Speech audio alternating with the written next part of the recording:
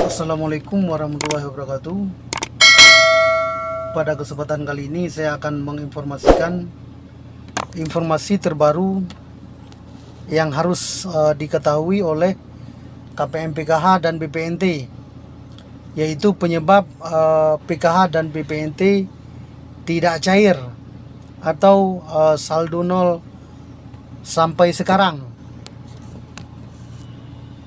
Saat ini Kementerian Sosial terus melakukan perbaikan data penerima bansos secara keseluruhan, yang dimulai dari data terpadu kesejahteraan sosial atau DTKS sebagai sumber data penerima bansos dari PKH dan BPNT saat ini. Sebelumnya saya mohon dukungan kepada sahabat sosial semuanya, khususnya KPM PKH dan KPM BPNT, untuk terus dukung channel ini dengan cara klik subscribe dan jangan lupa tekan tombol loncengnya atau tombol notifikasinya agar atau untuk mendapatkan info-info lainnya setiap saya mengupdate informasi. Perlu kita ketahui bersama bahwa saat ini Kementerian Sosial itu terus melakukan sinkronisasi data penerima bansos secara keseluruhan, yang dimulai dari data terpadu kesejahteraan sosial atau DTKS sebagai sumber data dari penerima bansos PKH dan BPNT. Adapun tujuan dari sinkronisasi data ini adalah tentunya agar penerima bansos tersebut datanya semakin valid, tepat sasaran, dan tidak terjadi double bantuan. Karena itu semua dapat dideteksi melalui atau dengan NIK atau kartu keluarga. Dan agar kedepannya data penerima bansos ini dapat dilakukan secara berkesinambungan sesuai dengan kondisi ekonomi si penerima bansos tersebut. Namun dampak lain dari hasil sinkronisasi tersebut juga menyebabkan beberapa penerima bansos yang saat ini saldonya tidak cair padahal masih layak menerima bantuan sosial, sehingga saldonya nol. Pun beberapa penyebab mengapa bansos PKH atau BPNT yang tadinya cair sekarang menjadi tidak cair atau saldo nol. Jangan lupa disimak beberapa penyebab permasalahan tersebut. Yang pertama adalah NIK belum online sistem Dukcapil. Untuk permasalahan NIK belum online sistem Dukcapil ini, itu bagi KPM yang sejak tahun 2017 itu belum melakukan update KK atau kartu keluarga. Jadi solusinya adalah segera melakukan update KK ke kantor Dukcapil.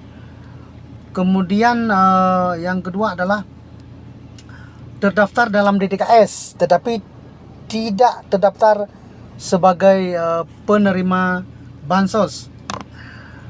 Penyebab masalah ini adalah ketika sinkronisasi terjadi, maka mengakibatkan data penerima bansos tidak sesuai, sehingga kepesertaannya hilang atau bansosnya hilang.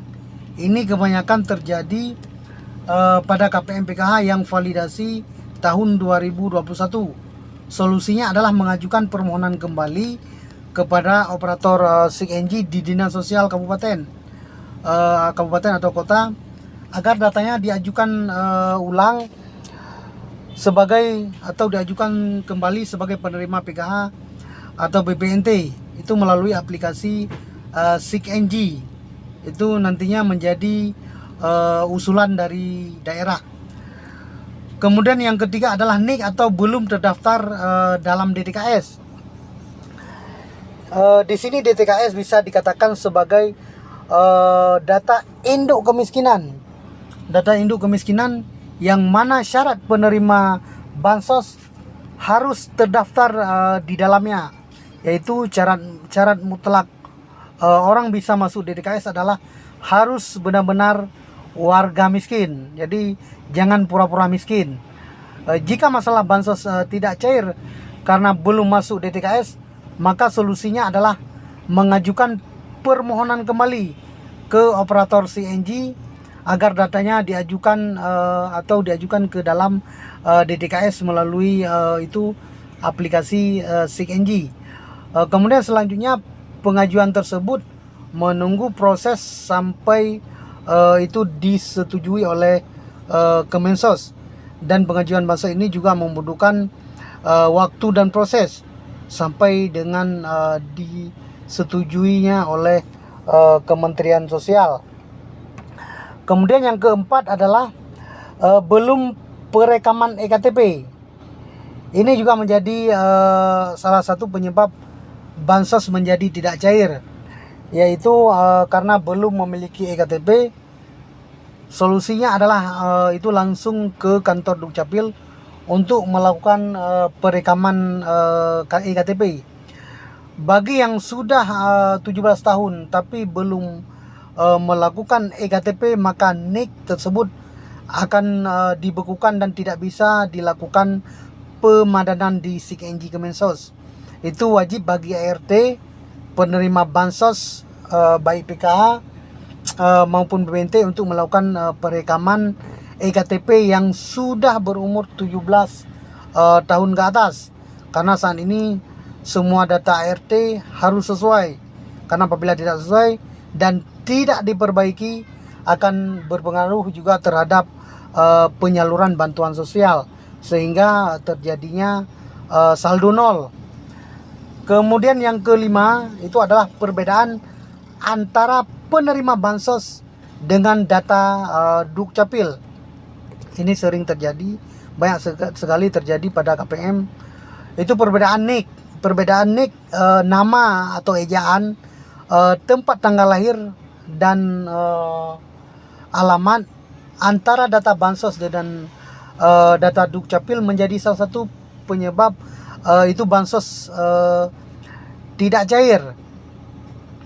Kalau dulu sebelum ada sinkronisasi ini, perbedaan seperti ini masih bisa ditolerir asal benar-benar orang yang sama. Akan tetapi setelah ada sinkronisasi ini, maka data penerima bansos harus sesuai dengan data Dukcapil. Jika terjadi masalah seperti ini, operator CNG akan melakukan perbaikan data melalui aplikasi CNG sesuai dengan data Dukcapil. Kemudian yang keenam adalah ada perbedaan antara data di EKTP dengan data di KK. Itu penyebab bansos tidak cair. Yang keenam adalah perbedaan antara data di EKTP dan data di KK atau kartu keluarga. Penyebab bansos tidak cair selanjutnya adalah beda antara data di EKTP dan di KK ini.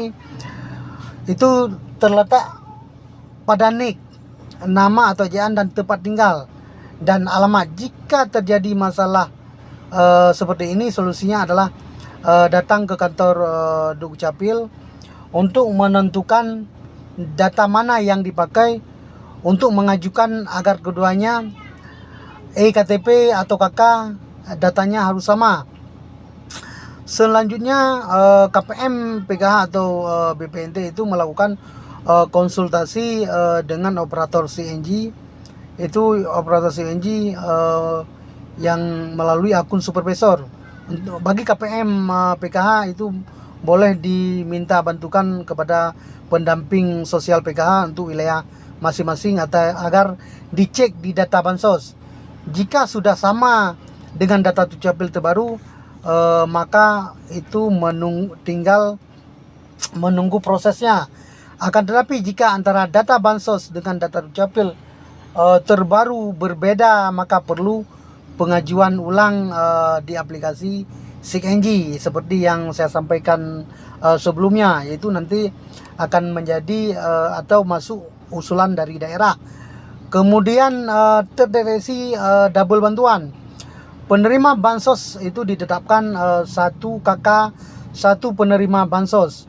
Jadi jika dalam satu kakak terdapat dua nama penerima bansos, maka salah satu tidak akan pernah cair. Kemudian yang selanjutnya adalah ke-8 terdeteksi sudah meninggal dunia. Karena sudah datanya semua sudah tersinkron dengan data Dukcapil, maka data bansos pun data bansos pun akan terdeteksi apabila penerima bansos sudah meninggal dunia. Jika penerima bansos yang meninggal dunia ini masih ada anggota keluarga dalam satu kakak dan masih layak menerima bansos, maka anggota keluarga tersebut perlu diajukan kembali sebagai penerima bansos melalui aplikasi SIG-NG. Kemudian yang ke-9 adalah terdeteksi sudah mampu. Penyesuaian hasil pemutakhiran SAGIS dalam rangka pelaksanaan verifikasi dan validasi data keluarga penerima manfaat, baik itu PKH maupun BPNT, itu dilakukan secara online melalui aplikasi SAGIS. Direktorat Jaminan Sosial Keluarga melakukan kegiatan verifikasi dan validasi data KPM PKH ataupun BPNT yang dilakukan oleh pejuang muda dan kawan-kawan SDM PKH di kabupaten atau kota. Melalui kuesioner survei ini bisa menjadi tolak ukur dari Kementerian Sosial dalam melihat kondisi KPM masing-masing, apakah masih layak menjadi penerima PKH atau BPNT atau sudah mampu. Kemudian yang ke-10 adalah ada perbedaan antara data penerima bansos dengan data bank atau BUTAP dan KKS, kartu keluarga sejahtera.